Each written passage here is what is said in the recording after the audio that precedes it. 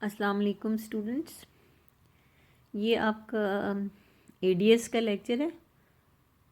409 page number है और हमने पहले पढ़ा था मार्जिनल प्रोडक्टिविटी अप्रोच और उसमें हमने पढ़ा था सिंगल वेरिएबल के साथ और फिर हमने 2 वेरिएबल्स के साथ बनाया था एक शेड्यूल और फिर उसको बताया था कि ऑप्टिमम पोजीशन पे कहाँ पर होगा, इक्विलिब्रियम पर कहाँ होगा फर्म, कहाँ प्रोडक्शन देगी जहाँ पर कि मैक्सिमम आउटपुट होगी और मिनिमम कॉस्ट होगी। अब जो दूसरी अप्रोच हमने पढ़नी है वो है न्यू क्लासिकल। ठीक है, ये आप देख रहे हैं कि कितना फ्रीक्वेंटली आया हुआ है और मार्जिनल प्रोडक्टिविटी से ज़्यादा इसके आने के चांसेस होते हैं। अगर हम प्रोबेबिलिटी पे जाएं, इम्कानात पर जाएं, इम्कानात पर अगर हम जाएं तो हम देख सकते हैं कि ये वाला जो है ये बहुत ज़्यादा आता है। उसकी अगर वो एक दफ़ा आया है तो ये 3 दफ़ा आएगा। तो इट इज़ एन FAQ, ठीक है। एंड तकरीबन बहुत ज़्यादा आता है। बहरहाल अब हम देखते हैं आइसोकॉन्ट क्या है, उसकी तारीफ़ है। ये आइसोकॉन्ट की सिंपल सी तारीफ़ है, ठीक है। An isoquant is a curve which shows that those combination of labor and capital which can produce a specific level of output। ये बिल्कुल आप इसकी तारीफ को देखें, ये आपको इंडिफरेंस कर्व की अगर याद है, it is the locus of two goods combination which produce same level of satisfaction. तो ये सेम लेवल ऑफ आउटपुट पैदा करें, ठीक है। ये उसी तरह की इसकी शेप भी इंडिफरेंस कर्व की तरफ बनेगी आइसोकॉन्ट की। अगले पेज पर हम जब देखें, या फिर दूसरी इसकी तारीफ है इक्वल प्रोडक्ट कर्व। इसको इक्वल प्रोडक्ट कर्व भी कहा जाता है। इसको कंफ्यूज ना कीजिएगा। अगर फ़र्ज़ कीजिए कोई आपको कंफ्यूज करने के लिए आइसोकॉन्ट की जगह इक्वल प्रोडक्ट कर्व लिख देता है, या प्रोडक्शन इंडिफरेंस कर्व भी इसे कहा जाएगा, ठीक है। ये 3 नाम है इसके, ये तीनों लिखे हुए, आइसोकॉन्ट, इक्वल प्रोडक्ट और प्रोडक्शन इंडिफरेंस कर्व। इनमें से किसी को भी इस्तेमाल करके वो आपसे पूछ सकते हैं। असल में ये छोटी छोटी चीज़ें होती हैं जो कि आपकी अंडरस्टैंडिंग चेक कर लेती हैं कि आप को पता है और आपने थॉरो पढ़ा हुआ है, यानी कि तफसील से। नेक्स्ट पेज पे आप देखिए, which represents those pairs of 2 factors like labour and capital which produce an equal level of output. और प्रोफेसर फर्गसन ने इसको डिस्क्राइब किया हुआ है। An isoquant represents different input factor combination are input ratios that may be used to produce a specific level of output. For a movement along an isocont, the level of output remains constant but the input ratio changes। यानी labour और capital के इस्तेमाल की जो ratio होती है वो change होती रहती है on the slope of the isoquant, लेकिन जो आउटपुट लेवल होता है वो एक ही रहता है। अब हम एक शेड्यूल बना लेते हैं। प्रोडक्शन फंक्शन में हम लिखते हैं प्रोडक्शन Q, यानी कि is function of labour and capital. अब हम एक आइसोकॉन्ट को कंस्ट्रक्ट करना चाहते हैं कि बनेगा कैसे, ठीक है। आप लोग बड़े बच्चे हो, इस वजह से आपको कंस्ट्रक्ट करना सिखाया जा रहा है। पहले ये आपने आउटपुट रखी हुई है कि 1000 गज कपड़ा है, ठीक है। पेयर्स आपके पास हैं लेबर और कैपिटल के, ठीक है। 1 पेयर है, 2 पेयर हैं, 3, 4, 5। आप इनमें से कोई भी इस्तेमाल करें।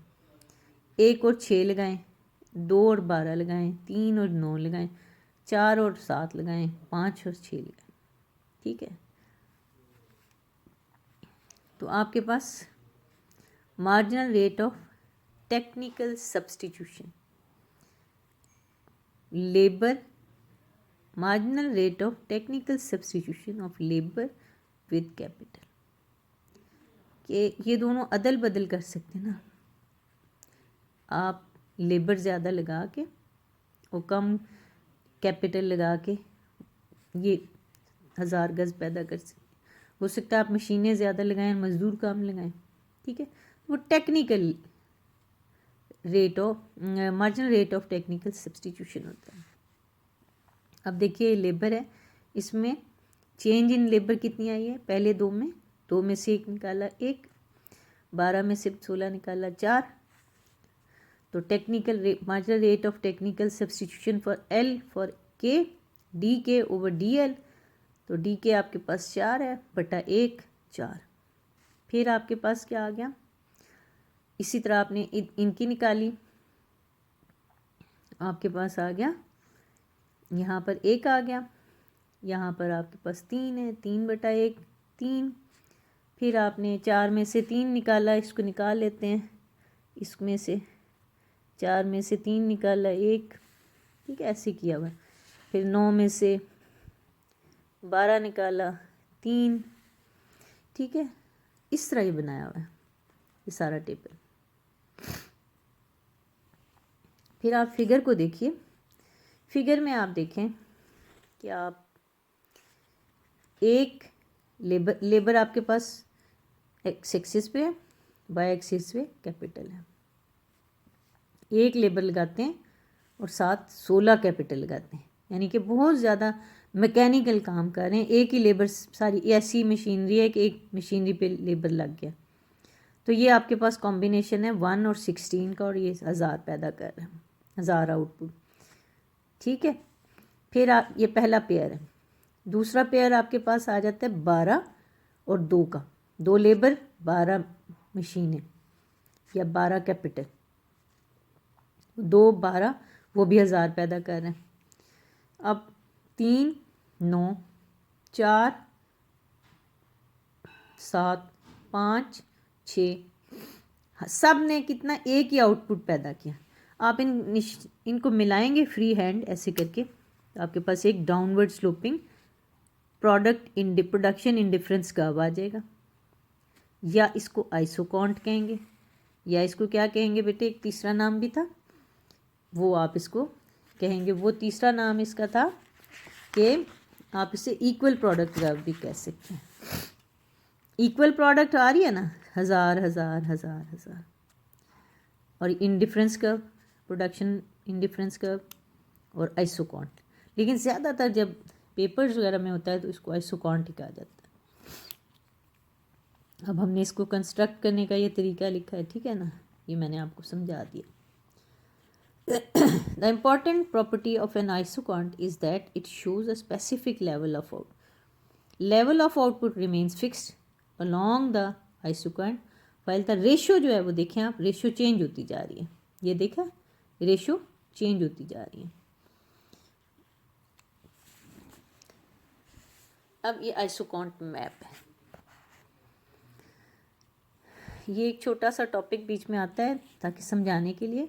जिस तरह आपके इंडिफरेंस कर्व्स का आ नहीं जाता था कि ये जो है इस पर ये सेटिस्फेक्शन लेवल है, इस पर ये सेटिस्फेक्शन लेवल है, इस पर ज़्यादा सेटिस्फेक्शन, ये भी जाहिर करता है ये ज़्यादा आउटपुट को जाहिर कर रहा है, ये उससे ज़्यादा, कोई ये उससे ज़्यादा।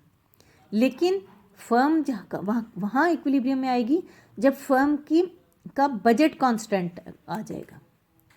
बजट कांस्टेंट को, फर्म के बजट कांस्टेंट को कहते हैं, बजट लाइन को कहते हैं आइसोकॉस्ट, ठीक है। वो जब पिक्चर में आएगा ना तो तब फर्म आपको पता लगेगा कि कहाँ पर इक्विलिब्रियम में। अब आपके पास है each isoquant different level of output बता रहे हैं, higher the isoquant higher the output level, rays starting from the origin like O G and O H shows the capital labour ratio, ये कैपिटल लेबर रेशियो को बताती हैं, ठीक है। तो ये आपका आइसोकॉन्ट मैप है। अब आपके पास आ जाती है marginal rate of technical substitution. बेटे ये शॉर्ट क्वेश्चन है और आप ये समझें कि ये हर पेपर में आना है, इस ये ना मतलब समझें कि मस्ट है, ठीक है। उसके लिए आपने इतना ही, इसके लिए 2 नंबर का सवाल जो आता है, या हो सकता है चाहे तो वो 5 नंबर का नोट्स दे दें, ठीक है, नोट बना के दे दें, राइट एंड ब्रीफ नोट। जैसे जो 20 नंबर का सवाल है ना, उसमें वो अगर चाहे तो वो बहुत ज़्यादा आपकी बुक को कवर करना चाहे तो वो करे कि आर्क इलास्टिसिटी का एक दे दे 5 नंबर का, ठीक है, आपको ये बीच में डाल दे, marginal rate of technical substitution डाल दें, और 5 नंबर का मेजरमेंट ऑफ डिमांड इलास्टिसिटी पूछ ले, ठीक है, और फिर 2-3 केसेस 5 नंबर के पूछ ले, सप्लाई के राइज एंड फॉल की डायग्राम्स पूछ लिया आपसे, तो वो इस तरह करके क्वेश्चन को स्प्लिट कर सकता है 20 नंबर को। और अगर कोई सादा मिजाज एग्जामिनर है तो वो पूरे का पूरा सवाल देगा, ठीक है, कि आइसोकॉस्ट अप्रोच से इक्विलिब्रियम निकाल दें, ठीक है, या मार्जिनल प्रोडक्टिविटी से इक्विलिब्रियम निकाल दें, ठीक है। वो सादा सवाल होते हैं, वो आपने पूरे के पूरे बने बनाए लिख देते। इसमें ये होता है कि आप थोड़ा सा सोच, लेकिन आपने इसको इसी तरह तैयार करना है 5 और 2 के हवाले से। 5 की तरफ आ जाए तो डिटेल से लिखते हैं, 2 की तरफ का आ जाए तो आपने उस तरह लिखना है कि आपके पास टाइम मैनेज करके लिखना है। इसको हम देखें ये कितना ज़्यादा आया हुआ। Rate of exchange between labour और कैपिटल को हम जिस निस्बत से बदलते रहते हैं ना, जिस रेट से बदलते हैं, उसको हम MRTS कहते हैं। ये इसकी डेफिनेशन होगी, ठीक हो गया। ये आपने सबसे पहले लिखा। How many units of capital a firm has to go to get an additional unit of labor is known as marginal rate of technical substitution, while the new combination of L and K also yields the same level of output. Indifference curve में भी आपने यही देखा था कि वो जैसे एक तरफ हमने रखा था Y और एक तरफ X कमोडिटी रखी थी। जब वो Y पहले ज़्यादा देकर और एक X ले लेता है, फिर थोड़ी Y कम दे के एक और X लेता है, तो वो एक दूसरे से जो अदल बदल का रेट होता है वो कम होता जाता है ना, मार्जिनल रेट ऑफ सब्सटीट्यूशन कम होता जाता था ना। इसीलिए इसकी शक्ल इस तरह की आती है, कॉन्वेक्स टू ओरिजिन। इसकी भी देखें कॉन्वेक्स टू ओरिजिन आ रही है, इंडिफरेंस कर्व भी कॉन्वेक्स टू ओरिजिन, कि आप पहले जो बदलने की शरह है ना एक दूसरे से एक्सचेंज की, वो गिरती जाती है, क्योंकि वो वाई आपके पास कम हो रहा था तो एक्स ज़्यादा हो रहा था, फिर आप वाई कम देते हो। इसी तरह यहाँ कैपिटल है ना, पहले दफ़ा आपने ज़्यादा कैपिटल छोड़ दिया एक लेबर के लिए, फिर आहिस्ता आहिस्ता ये जो शरह है ना एक्सचेंज की वो गिरती जाएगी। इसी को हम कहते हैं marginal rate of technical substitution, जबकि आउटपुट लेवल एक ही है इस आइसोकॉन्ट पे। प्रोड्यूसर मूव करता है 1 to 2, it loses 4 units of के फॉर 1 यूनिट ऑफ लेबर। 4 देखें 16 से 12 पे आ जाता है 1 यूनिट और लेने के। फिर दूसरे पेयर पर जब आता है तो वो कितना 9 पर आएगा, 3 कैपिटल छोड़ेगा 1 यूनिट को हासिल करने के लिए, उसकी टेक्निकल सब्सटीट्यूशन रेट जो है गिरता हुआ होगा। MRT is also slope of an isocont. It is proved between the pair 1 and 2 on the above figure. AB over BC, DK over DL, OK1 minus OK2, OL1 minus OL1, 16 minus 12, 1 minus 2, 4 over minus 1 minus 4, यानी कि आपके पास एक गिरती हुई शरह आ रही है। यही इसकी स्लोप है, ये इसकी MRT नेगेटिव साइन शो करता है कि ये आइसोकॉन्ट नेगेटिवली स्लोप्ड है। और फिलहाल इसको हम इसको साथ नहीं लिखते क्योंकि ये हमें मालूम होता है। फिर MRTS between 1 and 2 is 4. The same can be read through the isocont schedule constructed in the beginning. वो कह रहे हैं कि आप अगर चाहें तो इसी चीज़ को, जो हमने आइसोकॉन्ट का एक पूरा शेड्यूल बनाया था ना, ये वाली डायग्राम, तो आप ये देखें 12 से 9 3 यूनिट्स छोड़ रहा है कैपिटल के, और नहीं हाँ 12 से 9 पर आता है, 3 यूनिट छोड़ता है और 1 यूनिट लेबर का हासिल करता है। तो आपके पास फिर रेट ऑफ टेक्निकल सब्सटीट्यूशन गिरता हुआ आ रहा है। तो टेक्निकल सब्सटीट्यूशन को वो क्योंकि गिरती हुई आ रही है तो आइसोकॉन्ट जो है वो कॉन्वेक्स टू होगा। अब इसी तरह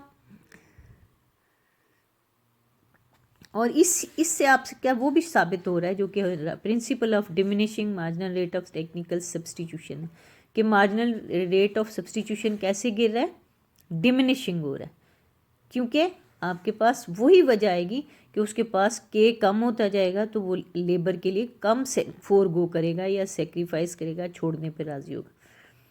ठीक है, क्योंकि कैपिटल और लेबर एक दूसरे के, चलें बेटे ख़त्म हो गया टाइम। अल्लाह हाफिज़।